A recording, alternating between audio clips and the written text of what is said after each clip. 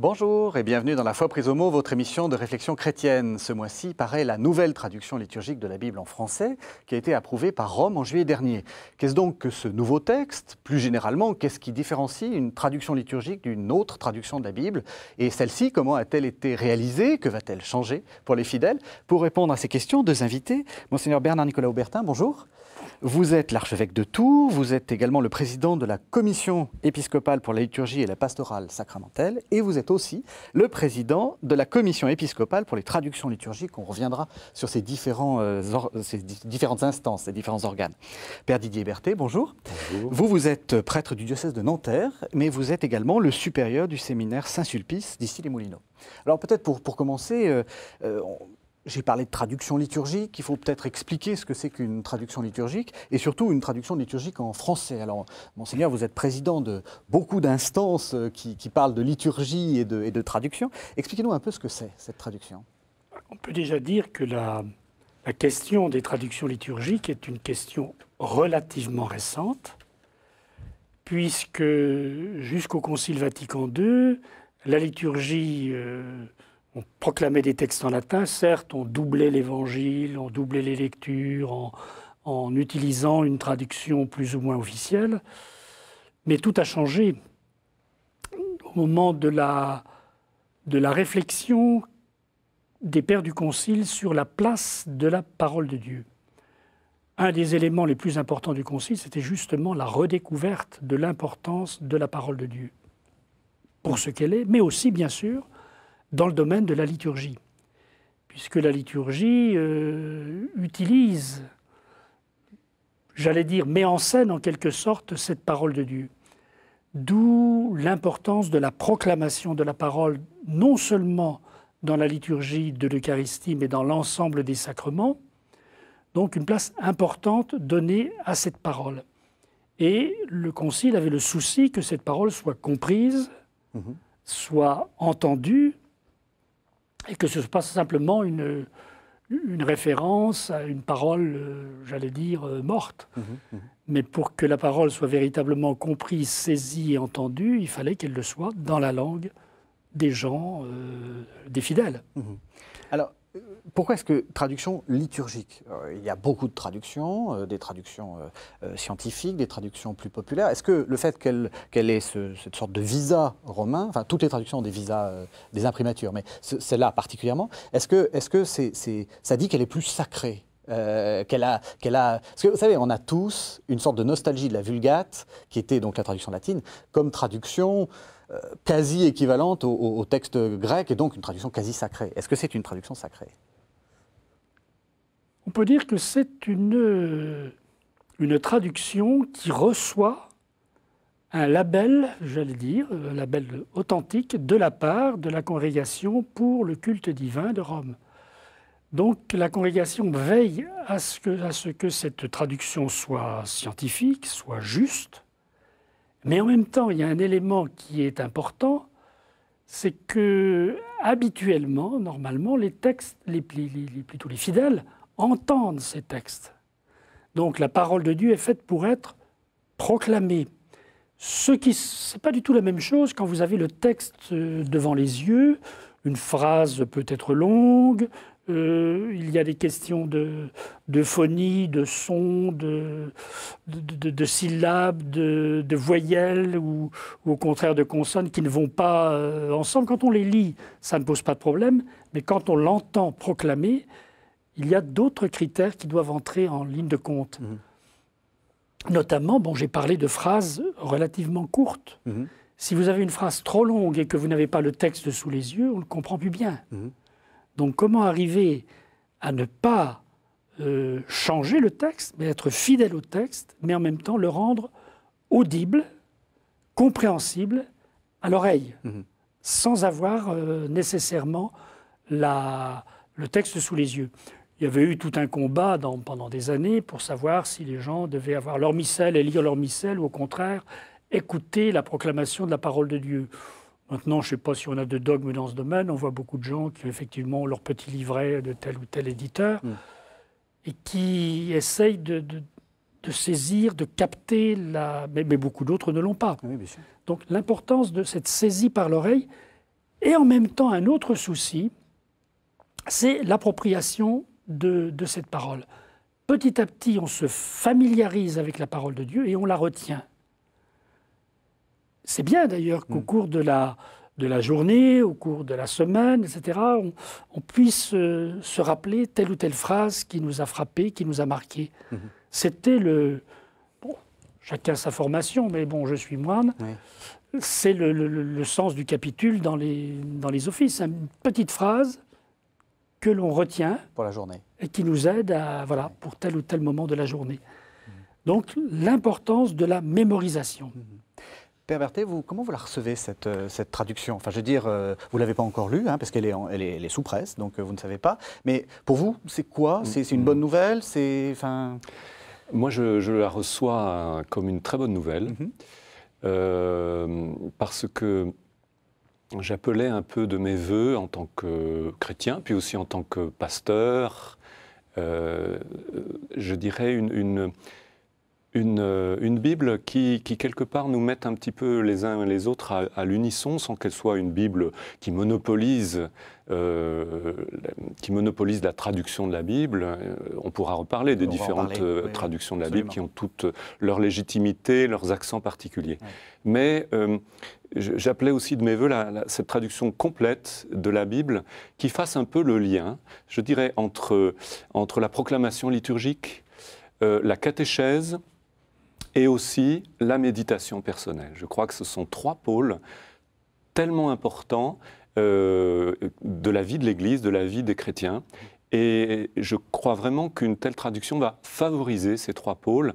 C'est vraiment, et pour répondre à l'invitation du Concile Vatican II, qui a vraiment demandé à ce que l'ensemble du peuple chrétien se saisisse, se nourrisse davantage de la parole de Dieu, dans tous les lieux où elle peut les rejoindre, c'est-à-dire, certes, d'abord dans la liturgie, mais aussi dans l'enseignement, dans la formation théologique, dans la prière aussi, dans la catéchèse, dans la transmission de la foi. Parce que ce qu'il faut expliquer, c'est que l'ancienne traduction liturgique était incomplète, en fait. Voilà. C'est-à-dire qu'on n'avait pas toute la Bible quand on possédait l'ancienne traduction liturgique. Voilà, et donc je crois que c'est d'abord une grâce que d'avoir l'ensemble de la Bible traduite.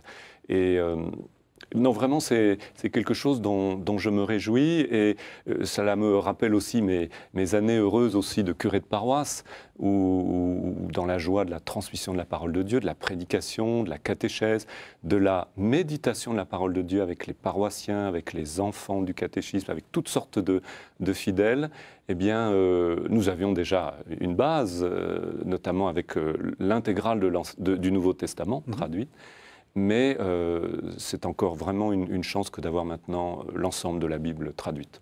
Alors on va entendre tout de suite cette fameuse traduction avec un texte que l'on connaît bien, enfin qu'on a un peu dans l'oreille, qui est le prologue de Jean. Vous savez, au commencement était le Verbe et le Verbe était auprès de Dieu. Donc c'est la nouvelle traduction et on va voir s'il y a des différences ou s'il n'y en a pas. Donc c'est l'évangile de Jean, premier chapitre, versets 1 à 11. Au commencement était le Verbe, et le Verbe était auprès de Dieu. Et le Verbe était Dieu. Il était au commencement auprès de Dieu. C'est par lui que tout est venu à l'existence, et rien de ce qui s'est fait ne s'est fait sans lui. En lui était la vie, et la vie était la lumière des hommes. La lumière brille dans les ténèbres, et les ténèbres ne l'ont pas arrêtée. Il y eut un homme envoyé par Dieu. Son nom était Jean. Il est venu comme témoin pour rendre témoignage à la lumière, afin que tous croient par lui. Cet homme n'était pas la lumière, mais il était là pour rendre témoignage à la lumière. Le Verbe était la vraie lumière, qui éclaire tout homme en venant dans le monde. Il était dans le monde, et le monde était venu par lui à l'existence, mais le monde ne l'a pas reconnu. Il est venu chez lui, et les siens ne l'ont pas reçu. Voilà, un extrait du prologue de Jean. À la lecture, c'est pas si différent que ça. Enfin, on n'a pas l'impression que c'est révolutionnaire, cette traduction. Heureusement. Heureusement. On part d'un texte, il ne s'agit pas de le transformer par plaisir et à chercher à être original à tout prix, mais essayer d'être juste et de faire en sorte que ça résonne bien, non seulement dans notre tête, mais dans notre cœur. Et ce passage que je découvre, je suis président de cette commission depuis 2 ans, les experts travaillent depuis une quinzaine d'années. j'arrive à la phase finale. Mais c'est une belle découverte. Oui. Justement, c'est étrange parce que pour une traduction liturgique, vous avez, ceux qui ont traduit, ont conservé le terme verbe, dont justement il y a quelques années on disait le verbe trop compliqué, le verbum en plus c'est très latin, alors que c'est le logos grec, il faut pas.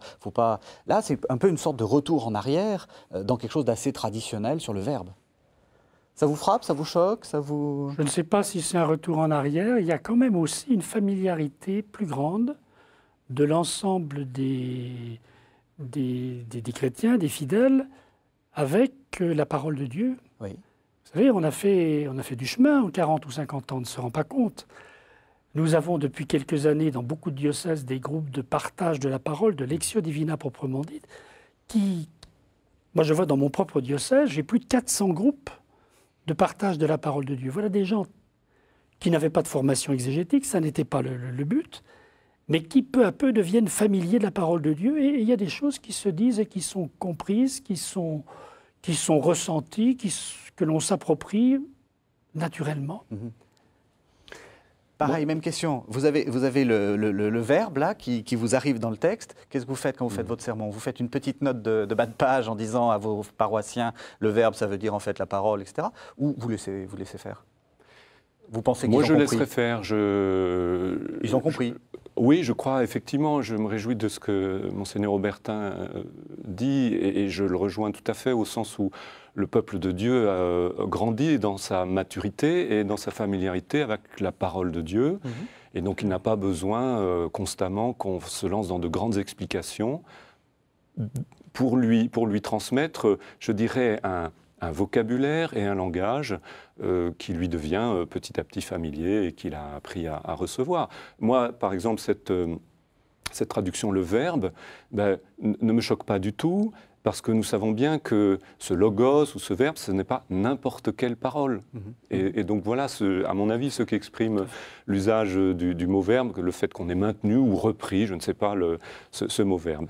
Je voudrais aussi continuer sur ce thème de la rénovation de la vie spirituelle du peuple de Dieu par la lectio divina et la fréquentation de la parole de Dieu. Moi, je suis très frappé par cela. C'est une des très grandes grâces, je dirais, du Concile, un des très beaux fruits du Concile.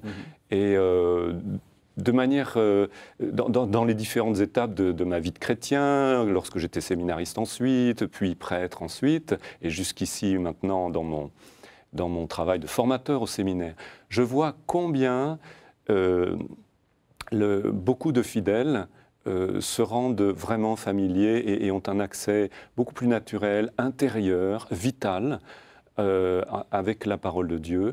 Et voilà, je pense à des figures aussi comme le cardinal Carlo Maria Martini, ce grand archevêque de Milan, qui était professeur d'écriture sainte, était exégète, qui a fait une version à la grégorienne à Rome, et puis qui a été nommé archevêque d'un des plus grands diocèses du monde. Et on lui a dit, mais alors comment vous allez vous débrouiller? Il avait dit, mais j'arrive avec la parole de Dieu. Et il a mis tout son diocèse, si je puis dire, en état de lectio divina, les jeunes, les moins jeunes et tout. Et je sais que c'est quelque chose qui m'a beaucoup frappé quand j'étais moi-même en formation, au séminaire.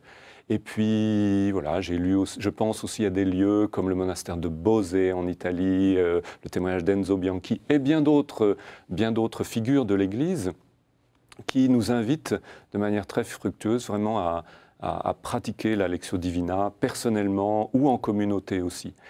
Personnellement aussi, comme supérieur de séminaire, je vois tous les fruits qu'apporte notamment l'année de fondation spirituelle que la quasi-totalité des séminaristes font avant de venir au séminaire, et qui, au fond, est une année de lectio divina. Ils lisent, ils prient, ils habitent la parole de Dieu et permettent à la parole de Dieu d'habiter leur vie. Et ce sont des hommes de la parole de Dieu qui ont encore bien un chemin à faire de formation, d'approfondissement spirituel.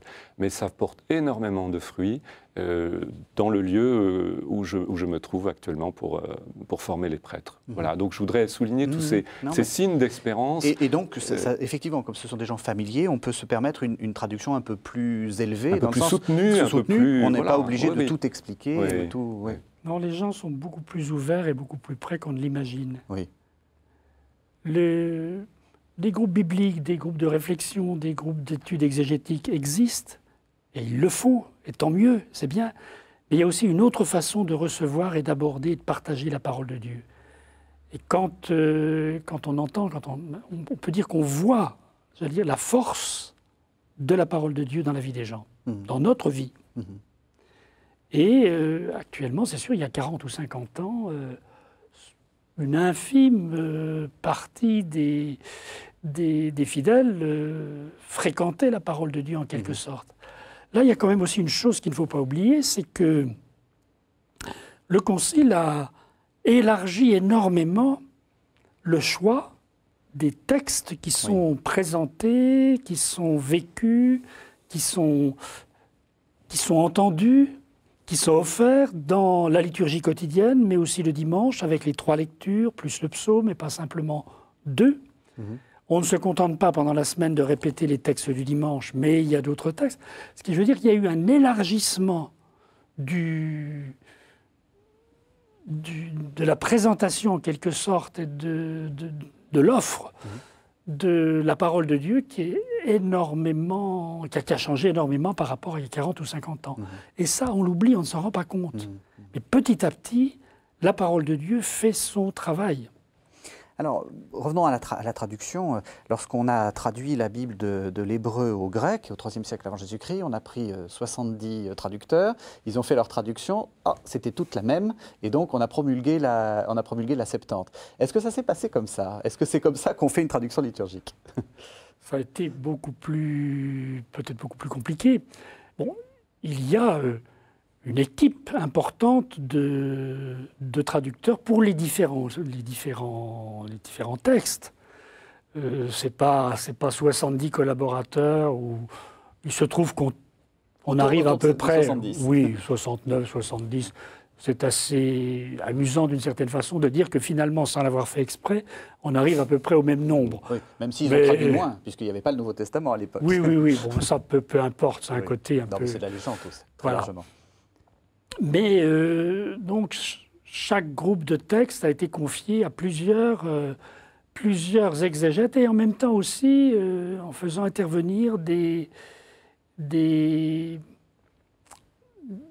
gens plus spécialisés, disons, par la forme, par le côté littéraire, etc. Donc c'est un travail qui est fait à la fois par des exégètes, et c'est des exégètes qui ont la décision ultime, mais qui sont aidés par d'autres pour dire mais comment ce que vous traduisez peut être audible tout en étant juste. Donc c'est un travail d'équipe. C'est un travail d'équipe fait par les Français ou c'est simplement un travail d'équipe, ou c'est plus généralement, un travail francophone? Alors là-dessus, nous avons des normes très précises qui nous ont été données par la Congrégation pour le culte divin. En 2001, il y a eu un texte qui demandait à l'ensemble des conférences épiscopales de retravailler les traductions. Pour certains, c'était les travailler purement et simplement parce qu'il n'y avait pas de traduction officielle liturgique. Pour d'autres, de les retravailler et surtout pour nous, retravailler et compléter. Puisque la Bible que l'on appelait la Bible de la liturgie, qui reprenait l'ensemble des textes utilisés par la liturgie au cours de la messe principalement, mais ensuite qui avait été élargie à l'ensemble du Nouveau Testament, mais laissait une grande partie du Premier Testament sans traduction. Donc Rome nous a demandé de faire comme d'autres pays, comme l'Italie, comme l'Espagne, de faire nous aussi notre traduction intégrale de la Bible selon les critères qui nous sont donnés. Et alors là, dans ces règlements, dans ces normes qui ont été promulguées, on disait aussi que si plusieurs pays utilisaient une même langue et souhaitaient travailler ensemble, c'était possible moyennant l'accord de Rome et bien sûr la reconnaissance des collaborateurs. Il fallait que les personnes qui travaillent à ces traductions, etc., soient officiellement mandatés et reconnus par Rome. Donc il y a en fait une double reconnaissance, à la fois des traducteurs et de leur traduction. Exactement. Donc c'est assez complexe et assez important. Et c'est important que Rome vérifie non seulement la qualité de la traduction, mais veille à une certaine harmonisation.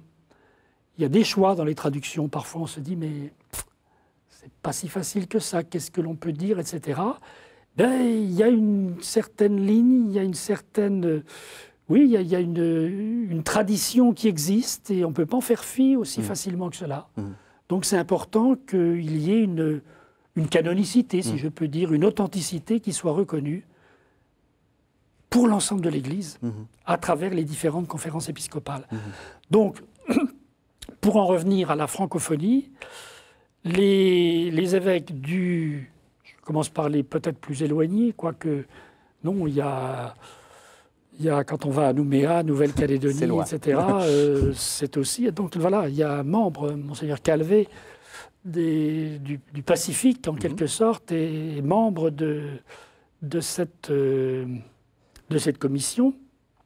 Il y a le Canada, la Belgique, bien sûr, le Luxembourg, l'archevêque de Luxembourg est membre de la commission, la Suisse, et puis il y a un membre de la conférence épiscopale d'Afrique du Nord, et puis il y a des membres associés comme Monaco, ou bien à un autre titre, les conférences épiscopales d'Afrique subsaharienne, qui sont associées, qui ne sont pas membres parce qu'elles n'ont pas les experts voulus, et surtout c'est que c'est un territoire immense. Et on nous faisait remarquer que c'était déjà très très difficile de se rencontrer au sein d'une simple conférence épiscopale. Bien sûr. Donc au niveau d'une grande partie de ce continent, c'était très compliqué.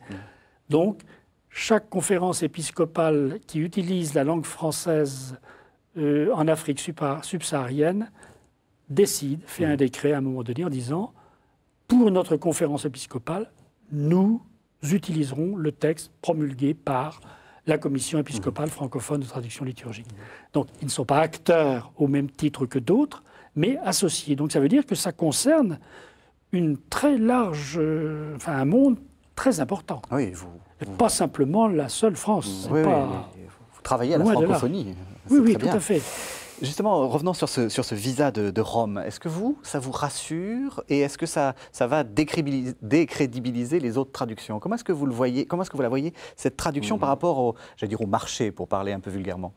Je pense que ce visa, entre guillemets, de Rome est important, notamment parce que comme cette Bible va être utilisée dans le cadre de la liturgie et aussi de la transmission de la foi, de la catéchèse particulièrement, évidemment, il y a là une exigence de catholicité, pour faire bref. Voilà. Il y a toujours la mémorisation qui est là, que ce soit pour la catéchèse ou la liturgie, c'est toujours la même question. Et donc, en plus, une question d'harmonisation pour la mémorisation.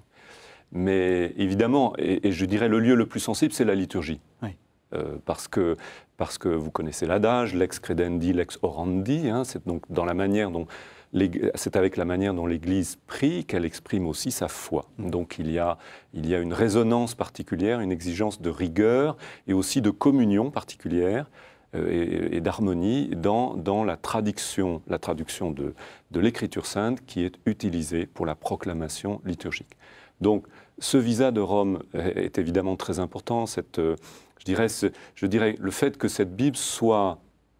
je dirais au-delà de Rome même, soit le fruit d'un travail de l'épiscopat, au fond, qui avec l'autorité qui lui est propre, dit voilà une traduction qui est authentique, et qui a une vraie authenticité et une vraie sécurité et une vraie catholicité pour être utilisée en particulier dans la liturgie. Maintenant, évidemment, il ne s'agit absolument pas de dogmatiser une traduction. Il ne s'agit pas de pétrifier ou de dogmatiser une traduction, parce que là, on sort des rails, et il ne s'agit pas de cela. Et il est très important que d'autres versions demeurent et soient accueillies et utilisées pour ce qu'elles apportent. Personnellement, moi, dans ma bibliothèque, j'ai un peu l'ensemble, pas l'ensemble peut-être, mais toute une série de traductions importantes, que ce soit la traduction œcuménique de la Bible de Jérusalem, la Bible d'Ostie. J'apprécie aussi beaucoup la Bible de Second révisée en Bible d'études, qui est remarquable. Qui est d'origine protestante. Qui est d'origine protestante, et chacune de ces Bibles a des accents particuliers et sont très importantes, notamment pour l'étude. Bon, personnellement, je sais que j'aime bien prier à partir de la traduction œcuménique de la Bible, notamment aussi en pensant qu'à travers cette méditation d'un texte qui est le fruit d'un travail de nos différentes églises, et donc dans un souci de l'unité, il y a quelque chose aussi de l'œuvre de l'unité spirituelle qui se fait. En travaillant simplement, j'aime bien la Bible de Jérusalem aussi par une certaine littéralité aussi qui lui est propre, et aussi la Bible d'Ostie aussi qui colle souvent au texte en ayant en même temps son harmonie particulière.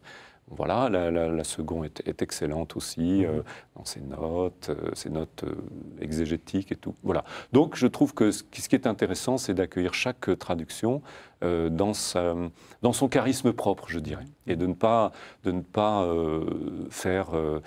se centrer sur une traduction, et de ne pas, je dirais, oui, sacraliser à outrance une traduction en rejetant les autres, même si effectivement, si on peut parler de sacralisation, il y a une sorte de sacralisation particulière pour cette nouvelle traduction par le fait même qu'elle est utilisée dans la liturgie. Mais ce n'est pas une sacralisation exclusive, il faut bien s'entendre sur les termes. Je sais que personnellement, j'aime bien me laisser surprendre par le texte. Et il y a un double mouvement ou un double choix en quelque sorte. D'un côté, l'importance de la fidélité à un texte que l'on s'est approprié, que l'on connaît. Moi, je prends par exemple l'exemple du psautier. Comme moi, nous, on récite le psautier... tous les mois. Non, toutes les semaines. Oui, mais régulièrement, etc. Donc, on arrive à connaître le psautier par cœur. Oui. En ne changeant pas les mélodies. Ça, c'est aussi de voir notre système de fonctionnement de notre mémoire qui est assez amusant. Comment, à partir d'un texte qui est chanté, à la fois les notes et le texte nous aident à mémoriser. Donc d'un côté, le psautier, je ne dis pas la prétention de le savoir totalement par cœur, mais je vois beaucoup de frères de ma communauté le savaient, sans avoir cherché à l'apprendre. Mais en même temps, alors ça c'est important d'avoir ce texte que l'on sait approprier, que l'on connaît bien, que l'on aime bien, qui est familier, qui fait partie de nous. Mais en même temps, de temps en temps, alors là, dans un autre moment, à titre privé ou ailleurs, de se laisser surprendre par une autre traduction. On dit, tiens, alors on peut être, la surprise peut être parfois agréable ou parfois pas agréable, en disant, oh ben non, je trouve que ça ne me convient pas, ou j'aime pas trop, ou tiens, c'est curieux. Ou bien au contraire, en disant, ah ben là, il y a une trouvaille, il y a un aspect que je n'avais pas vu, que je n'avais pas senti. Donc, moi, je crois que les deux choses ne sont pas contradictoires. On a besoin de vivre les deux. Et ben, on va faire allusion à ce même changement, hein, puisqu'on va entendre un deuxième extrait de la nouvelle traduction, et cette fois-ci sur un texte que nous connaissons bien et qui fait couler beaucoup d'encre en ce moment. C'est le texte du Notre Père. Donc, on va entendre la traduction que propose la Bible de la liturgie, Matthieu 6, versets 9 à 13. Notre Père, qui es aux cieux, que ton nom soit sanctifié. Que ton règne vienne, que ta volonté soit faite sur la terre comme au ciel. Donne-nous aujourd'hui notre pain de ce jour. Remets-nous nos dettes, comme nous-mêmes nous remettons leurs dettes à nos débiteurs. Et ne nous laisse pas entrer en tentation, mais délivre-nous du mal. Alors, ne nous laisse pas entrer en tentation. Voilà là où le bas blesse, puisqu'on avait plusieurs traductions de Notre Père, et celle qui s'est plus ou moins imposée, et qui était la traduction liturgique, c'est « Ne nous soumets pas à la tentation ». Alors, est-ce que ça vaut le nombre d'articles que l'on voit en ce moment sur « Ah, on a tout changé, on nous change la religion ». Est-ce que vous changez la religion, Monseigneur Aubertin? Non, sûrement pas. Il y a une chose qui est claire, c'est que cette traduction de cette dernière demande a toujours été très, très, très, très difficile. D'abord parce que le texte grec, mais on s'aperçoit que c'est déjà une traduction d'autre chose et que ce n'est pas si évident que ça. Et qu'au moment où il y a eu cette traduction dite œcuménique et liturgique, la polémique avait quand même été extrêmement importante. Ce que l'on peut dire, c'est que la version que nous avions avant, strictement du niveau exégétique, n'était pas forcément merveilleuse, mais n'était pas non plus forcément fausse. Par contre, au niveau de la compréhension, elle était mal comprise. Pour beaucoup, enfin j'allais dire pour beaucoup de fidèles, on avait un peu l'impression que Dieu était celui qui nous tendait des pièges en quelque sorte. Or ça, évidemment, ça n'est pas du tout le sens et ça ne l'a jamais été et ça ne veut pas l'être. C'est tout à fait la place de la tentation, la place du tentateur, la place du malin, la place du mal, tout ça n'est pas simple. Nous voyons bien le Christ lui-même au début de sa vie publique, avec le récit des 3 tentations. Et le Christ qui s'est fait semblable à nous, en toute chose, excepté le péché, mais y compris, il est lui aussi sollicité. Et puis nous avons cet autre passage extrêmement fort et douloureux où au Jardin des Oliviers, le Christ en agonie qui dit éloigne de moi ce calice, enfin vraiment la peur du combat, en quelque sorte, le combat spirituel très fort face au malin, voilà. Donc nous voyons le Christ lui-même aux prises avec le mal. Donc nous avons, le combat spirituel fait partie de notre vie. Mais il faut le comprendre. Ce n'est pas du tout une tentation que l'on nous impose, etc. C'est la condition de notre vie et la place du mal dans la vie qui est la nôtre. Vous, comment vous la recevez, cette traduction? Est-ce que la précédente vous gênait? Non.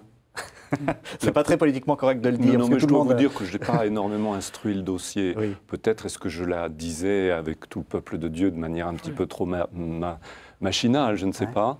Mais l'ancienne traduction ne me scandalisait pas en tout cas.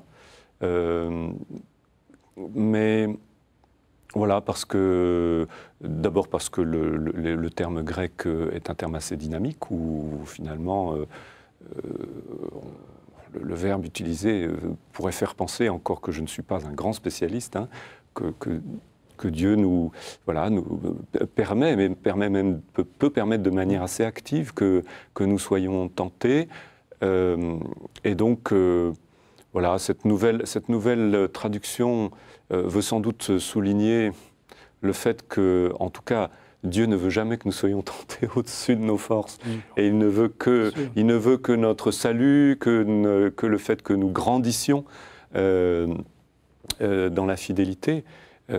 Maintenant, moi, personnellement, je pense que, comme disait Monseigneur Aubertin, la tentation fait partie de notre vie, le combat spirituel fait partie de notre vie, et que Dieu peut permettre justement des moments où notre fidélité de fils de Dieu est mise à l'épreuve pour grandir. Mais en même temps, moi j'ai toujours finalement, je me suis toujours approprié cette demande finale du Notre Père comme l'expression de notre fragilité. Voilà. Et que c'est très beau de terminer la prière des fils de Dieu en disant « Mais Seigneur, nous sommes fragiles. Alors, si tu peux faire que cette fragilité ne soit pas mise à l'épreuve, au point que nous oublions profondément que nous sommes tes enfants, tes fils. » Ça, je crois qu'il ne faut pas non plus l'isoler du reste de la parole de Dieu. Par exemple, les psaumes, combien de fois on voit le pauvre homme qui est dans l'épreuve et qui crie en disant « Mais j'en peux plus, les eaux montent jusqu'à ma gorge, je vais me noyer, à l'aide, etc. » C'est cette même dynamique. C'est le cri de Job qui dit voilà. C'est effectivement l'expérience de notre condition humaine. Et qui se retrouve dans toute la Bible. J'ai eu aussi l'occasion d'écouter un commentaire exégétique il y a quelques années qui m'a beaucoup intéressé. Commentaire exégétique de cette dernière demande du Notre Père, enfin avant-dernière. Et qui disait qu'au fond, la tentation, ça pouvait être aussi Dieu qui était mis à l'épreuve et tenté par nous. Se référant notamment à Israël au désert, le désert étant le lieu de comme on dit en hébreu, Massa et Meriba, c'est-à-dire Dieu est mis à l'épreuve et accusé par Israël, qui est sorti d'Égypte et qui dit « Seigneur, qu'est-ce que tu fais? Tu nous as abandonnés, c'était beaucoup mieux avant, etc. » et qui, au fond, refuse d'entrer dans une alliance d'amour et de confiance. Et donc, j'ai trouvé ce commentaire très intéressant. Parce que pour moi, il est une des manières d'interpréter spirituellement aussi cette demande, en demandant à Dieu... Ça nous détourne de cette image du Dieu juge qui nous testerait, parce que c'est ça qui gêne. Ça peut être aussi quelque chose, c'est nous qui mettons Dieu à l'épreuve. Seigneur, ne permets pas que moi j'entre dans une attitude qui te mettrait toi à l'épreuve. Une attitude d'accusation, de mise à l'épreuve. On voit bien d'ailleurs dans les tentations du Christ que le Christ au désert refuse de mettre Dieu à l'épreuve. Oui. Le diable lui demande « Tiens, mets Dieu à l'épreuve. Oui, » fais ça et lui, il est le Fils. On ne met pas Dieu à l'épreuve. Et je trouve que c'est très riche comme interprétation. Pour moi, ça me parle beaucoup.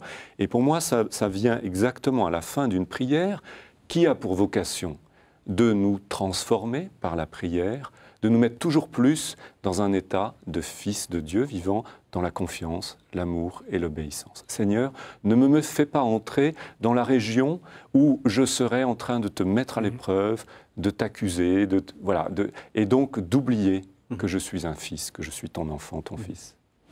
Justement, cette nouvelle traduction ne nous laisse pas entrer en tentation. Elle devient obligatoire quand? Je veux dire par là, on a dans la tête la vieille traduction. Qu'est-ce qu'on va faire de cette nouvelle? Est-ce qu'on est obligé de la dire tout de suite? Ou on a un temps d'adaptation? Pour que les choses soient claires. La première étape de notre travail a été celui de la traduction intégrale de la Bible. Le deuxième travail, la deuxième partie, la deuxième étape en quelque sorte, c'est la publication des nouveaux lectionnaires, c'est-à-dire donc de ces livres, de ces recueils qui nous donnent les différents passages d'évangiles, des épîtres, des textes du Nouveau Testament. Bon, ça, ce sont un travail d'édition, mais aussi de recognition de Rome. Rome va reconnaître les travaux des lectionnaires, pas au niveau du texte, puisque le texte, c'est fait, mais simplement au niveau de la forme, être sûr qu'on a bien respecté la disposition des textes, le choix des textes, les coupures, que les liaisons sont bien faites, que l'introduction, ce qu'on appelle les incipits, ce qui débute, par exemple, quand on dit Jésus dit, d'accord, ou bien il dit, il faut reprendre qui est celui qui parle, dans quelles circonstances. Bon, notamment, nous le voyons dans tous ces passages de l'évangile de Matthieu où Jésus enseigne. Donc on redit sur la montagne, il s'assit et il dit, bon voilà. Donc représenter, reconstruire en quelque sorte la phrase d'introduction, la phrase de conclusion, tout ça est un travail extrêmement précis qui est en train de se faire actuellement. Et si tout va bien, j'espère que d'ici 1 an, ce serait un petit peu un miracle, mais on essaye de le faire. Si on n'en fait pas dans l'Église, où est-ce qu'on peut en faire? Voilà. On a essayé d'avoir cette recognition, d'avoir les éditions pour que tout soit prêt pour entrer en vigueur le premier dimanche de l'Avent. Il faut utiliser un début d'année liturgique. C'est normal, oui. Mais en même temps, alors ça serait tout à fait possible, mais dites-vous bien que tous les éditeurs qui éditent les missels, qui éditent différentes publications préparent leur dossier 6 mois à l'avance. Donc voilà, c'est tout cela qu'il faut prendre en compte. Est-ce que ça sera possible d'ici 1 an? On le souhaite tous. Sinon, ça sera l'année d'après. Voilà. Donc le travail des lectionnaires. Et puis, l'étape suivante, mais nous y travaillons déjà, depuis déjà de nombreuses années, mais l'étape suivante, c'est le missel. Et le missel romain, donc l'édition du missel romain qui a été publiée par le pape Jean-Paul II, la dernière édition, qui est en train d'être traduite dans les différentes langues et qui est quasiment terminée en français, mais il faut encore différents votes des évêques, différentes reconnaissances de la part de Rome. C'est encore un travail un peu compliqué qui, à mon avis, demandera 2 ou 3 ans. Et ce n'est que quand ce missel, la traduction du missel romain officiel sera reconnue en français et sera imprimé et promulgué par les évêques pour entrer en vigueur à telle date que s'imposera le changement dans la liturgie. Mais nous savons que c'est ce texte qui sera pris. Il n'y aura pas un texte différent pour le missel. C'est ce texte qui est reconnu. Mais il ne rentrera en vigueur dans la liturgie de chaque jour que dans environ 3 ans. Ouais. Alors, vous êtes supérieur de séminaire. Quand vous avez comment vous allez vous y préparer à ça? Et plus généralement, qu'est-ce qu'on va faire de cette nouvelle traduction? Concrètement, où est-ce que vous la voyez? Vous avez parlé liturgie, pastorale, etc.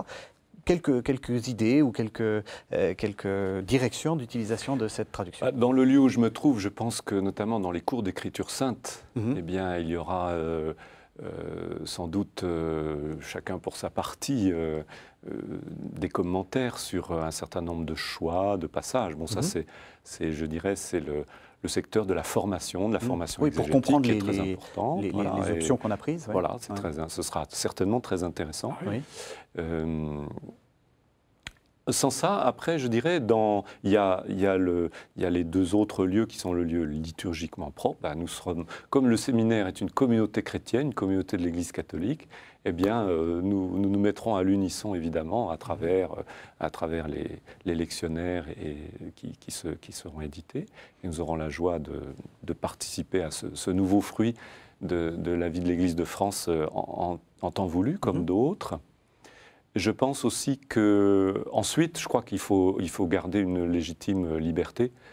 Par exemple, pour chaque séminariste, pour chaque membre de notre communauté, en ce qui concerne sa Bible de travail, sa Bible de prière, il y a aussi un espace libre, d'accueil plus ou moins large, plus ou moins exclusif aussi, de cette nouvelle Bible.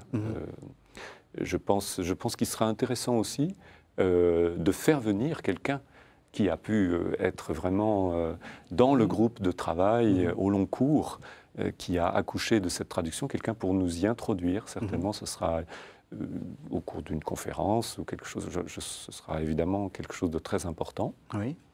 Je pense aussi que beaucoup de séminaristes qui sont, comme vous le savez, engagés, tous les week-ends, ils sont en paroisse, beaucoup sont dans la catéchèse, que ce soit pour les enfants, les jeunes des aumôneries, le catéchuménat et autres. Eh bien, ils nous donneront, je pense qu'ils seront amenés assez vite, finalement, à utiliser ce nouvel outil et donc sur le terrain, quoi, et à échanger là-dessus avec les pasteurs, avec les prêtres, aumôniers, curés, etc., avec lesquels ils travailleront. Ouais. Et c'est-à-dire, vous verrez bien cette version comme une version, j'allais dire, pas de référence, mais d'usage courant. Ça serait, pour vous, c'est ce qu'elle pourrait devenir? En même temps, elle le deviendra par la liturgie. Oui. Après, à titre, encore une fois, pastoralement, je pense qu'elle va devenir d'usage beaucoup plus courant. Oui. Même s'il ne faut pas non plus, c'est pas la révolution culturelle. Oui, on n'est pas obligé d'avoir une seule version, bien sûr. Encore une fois, pour l'usage personnel de chacun de ceux qui nous sont confiés, de chacun des séminaristes, je crois qu'il demeure, évidemment, comme pour tous les autres fidèles de l'Église, une légitime liberté spirituelle. C'est quand même intéressant d'avoir, j'allais dire, c'est une richesse nouvelle qui nous est donnée. En se disant, voilà un texte qui vient d'être travaillé dernièrement, etc., avec une optique particulière. Bon, on l'a dit, on l'a développé au cours de... L'euphonie, la justesse... Mais c'est intéressant de pouvoir comparer, de se dire, ben voilà, pour la liturgie, on a fait ces options-là et ça a un sens. Ce qui ne veut pas dire que ça délégitime, si je peux dire, les autres versions. Au contraire, c'est un enrichissement de plus. Moi, ce qui m'a beaucoup surpris, c'est qu'il y avait des notes. Alors, par exemple, pour ce fameux Notre Père, il n'y a pas de note sur « Ne nous laisse pas entrer en tentation », mais il y a une note sur 2 ce jour où vous écrivez, enfin, la version écrit « Terme de sens incertain », donc notre pain de ce jour. Terme de sens incertain qui apparaît pour la première fois ici dans les évangiles de Matthieu et de Luc. D'autres comprennent nécessaire ou supersubstantiel. D'autres du jour suivant. C'est étrange pour une traduction liturgique de dire, bon, voilà, on a fait un choix. Quel était le but de ces notes? Alors, la place des notes, il y a différentes sortes de notes. Pour la très grande majorité d'entre elles, la reconnaissance romaine ne porte pas sur les notes ni sur les introductions. Rome les a lues. Oui, il n'y a pas des erreurs. Mais il donne la reconnaissance au texte, sauf pour quelques points tout à fait précis où il a fallu faire un choix. Et le choix de traduction n'était pas toujours évident. Il y avait une option en quelque sorte. Et il nous a semblé important de dire pourquoi.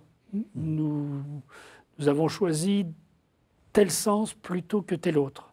Donc là, il y a très peu, ça arrive très très peu, mais une fois ou l'autre, où on précise un exemple à propos des Juifs chez Saint Jean. Les Juifs, alors est-ce que c'est les Juifs qui sont tous responsables de ceci, ou est-ce que simplement certains Juifs, ou est-ce que c'est des Juifs? Si on prend le texte lui-même, c'est les Juifs. Mais qu'est-ce que on voulait dire à travers cela? Donc là, il y a une note qui précise. Oui. La TOB a pas eu du tout le même pour problème dire et a traduit les Judéens. Le peuple juif qui est coupable de... Non. Mais encore fallait-il à la fois tenir la fidélité au texte, mais la fidélité aussi au sens du texte. On ne tord pas le texte. Mais justement, je trouve ça très intéressant parce que ça montre que c'est une version, comme vous dites, qui a la recognition, qui a tout, mais qui n'est pas une version dont on pourra faire un usage littéraliste, dans le sens où vous montrez vous-même, dans l'usage des notes, que c'est un texte qui demande interprétation, qui bouge. Enfin, je trouve ça très important. Je ne sais pas ce que vous en pensez. Ah oui, il faut bien se redire qu'une telle traduction, c'est pas la rédaction d'une profession de foi ou d'un symbole de la foi. Quand vous êtes quand vous récitez le credo, chaque mot, on ne peut pas changer un mot ou un autre. C'est quelque chose de très fixe qui engage la communion dans la foi de l'Église. Dans ce cas-là, on n'est quand même pas dans le même statut, évidemment. Alors on arrive à la fin de l'émission, j'ai envie de vous poser à chacun une question personnelle. Alors peut-être vous, Monseigneur, une question sur cette expérience d'avoir piloté, enfin fini de piloter, puisque vous l'avez dit vous-même, d'autres ont commencé... J'ai pris vraiment le train en marche, j'allais dire, je suis arrivé pour le dernier wagon. Voilà, vous arrivez à la gare. En tant que dernier conducteur, qu'est-ce qui vous a le plus surpris ou le plus intéressé dans cette démarche ? Qu'est-ce qui fait que cette traduction, c'est pour vous quelque chose aussi de sensible Non, moi je trouve extraordinaire le sérieux avec lequel tout le travail a été mené. Vraiment un travail collégial, un travail d'équipe, où on a essayé de faire en sorte que ce soit je pense, les meilleurs collaborateurs que l'on pouvait avoir pour notre époque, qui s'y sont engagés vraiment. Et puis alors un travail... d'équipe, où il y a eu une concertation, il y a eu des réactions, il y a eu des choix, où personne n'a imposé j'allais dire sa vision, mais tout cela a été... Et en même temps, ce n'est pas le fruit de négociations, je t'accorde ça, mais en contrepartie, tu m'accordes ça, etc. De même que les va-et-vient avec Rome, je ne les ressens pas comme de la méfiance, mais au contraire comme une ouverture, en disant, vous voyez, dans d'autres pays, la question se pose, voilà les options qu'ils ont prises, voilà les options que vous proposez. Nous, on pense que c'est peut-être par là qu'il faut aller, mais tout cela a été l'objet de réflexion, de partage, de va-et-vient. Et je trouve que c'est un véritable travail d'église et de collégialité important. Ça, c'est... Vous, Père Berthet, vous ne l'avez pas lu, hein, parce que personne ne l'a lu quasiment, hein, sauf vous qui l'avez lu. Vous allez la recevoir. Qu'est-ce que vous allez faire d'abord et qu'est-ce que vous conseillez aux gens de faire avec cette nouvelle traduction? Les premières choses à faire une fois qu'on a le livre? Moi, je dirais choisir un des évangiles, vraiment, et le lire comme ça, prendre le temps de lire, de s'en imprégner, peut-être même de le lire à haute voix pour soi-même. Parce qu'elle est faite pour ça. Parce qu'elle est faite pour ça. Oui. Et voilà, puis tout simplement mais à travers d'abord le prisme d'un évangile, et de la goûter, et puis de prier avec. Et puis c'est vraiment, je crois, dans la prière, la méditation et le partage aussi, que cette Bible va nous imprégner, nous descendre dans le cœur. Et vous, parce que j'ai été très intéressé par ce que vous disiez des cours d'exégèse, qui sont des cours pour comprendre la traduction. Vous recommandez de vérifier, ou de comparer Ah bah après, il y a tout ce travail, effectivement. Non, mais même pas forcément pour les spécialistes, entre guillemets, mais même pour le peuple de Dieu, d'aller voir pourquoi on a traduit, comment on a traduit. C'est une Bible qu'il faut avoir crayon en main et puis dire, tiens, c'est comme ça, c'est comme ça. Oui, si ce n'est qu'après, il faut être un petit peu guidé aussi, parce que il n'est pas toujours facile de comprendre justement pourquoi. On a traduit différemment. Il faut souvent repasser par la langue originelle. Alors les notes des différentes Bibles peuvent nous indiquer quand même les choses. Mais voilà. Mais évidemment, j'ai le privilège pour l'instant, comme formateur de prêtres, d'accompagner des gens qui se forment, y compris avec des cours d'exégèse, donc qui sont plus à même aussi, qui ont des moyens, qui ont des outils particuliers. Et donc je trouve que j'appelle de mes voeux le fait que le séminaire soit un lieu que je dirais que la parution de cette Bible relance encore notre curiosité au meilleur sens du terme. Pour scruter le texte biblique, pour comparer les différentes traductions.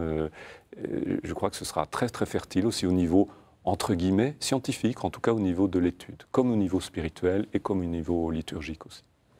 Eh bien, merci à tous les deux. Alors cette Bible qui va être dans plusieurs versions, je crois, enfin plusieurs formats, il y en a une grande et une petite. Dans un premier temps, elle va exister en 2 formats.